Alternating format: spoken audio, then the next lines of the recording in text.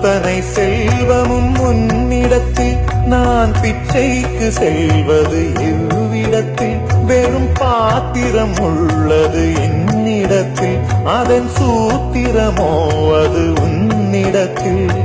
ஒரு முறையா இருமுறையா பல முறை பல பிறப்பெடுக்க வைத்தாய் புதுவினையா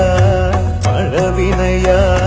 கணம் கணம் தினம் என்னை துடிக்க வைத்தாய் பொருளுக்கு அலைந்திடும் பொருளற்ற வாழ்க்கையும் துரத்துதே உன் அருள் அருள் அருள் என்று அலைகின்ற மனம் இன்று பிதற்றுதே